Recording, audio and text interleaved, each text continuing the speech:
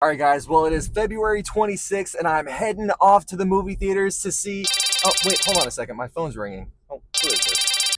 Hello? What's your favorite scary movie? What's my favorite scary movie?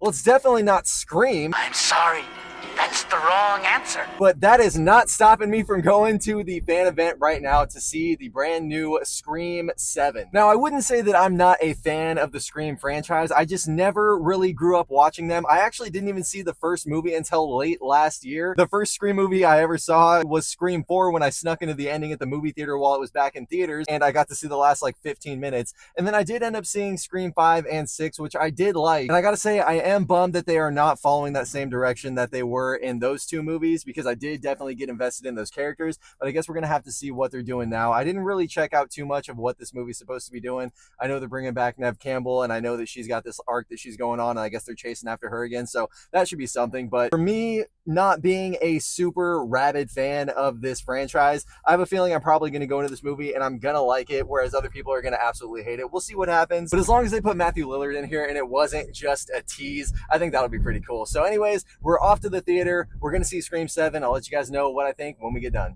Okay, so we're out of the theater now. And like I mentioned, I'm not the biggest Scream fan in the world. So you're going to have to take this review with a grain of salt. But I think that was probably the best Scream movie I've ever seen. You know, I haven't really followed the conversation too much surrounding Scream, so I know a lot of people were very iffy on how this movie was going to go, but for me, I don't have a lot of nostalgia for the original movie or anything like that, or anything else that's really happened in this franchise as a whole. So for me, I wasn't going in saying it needs to do this, it needs to do that, and especially considering it's not following the same storyline from 5 and 6, I was really just hoping that this movie would be able to stand alone on itself and be a good movie. And for me, it was definitely a good movie. I feel like the pace was super strong throughout the whole movie, and I was sitting there the whole time just thinking like, is this guy the one? Is this guy the one? No, it can't be this guy. And then every time you think you actually have a grip on who it might be, that person just gets fucking murdered. And clearly you realize that your guess was wrong. I also thought the kills were really cool and fun, and there's definitely a standout kill in there that I think could make one of the top kills of the year. And I also felt like Ghostface's presence in this one was super strong too. Like, he seems like he's everywhere at all times. You're like, how is he here? How is he there? How is he there?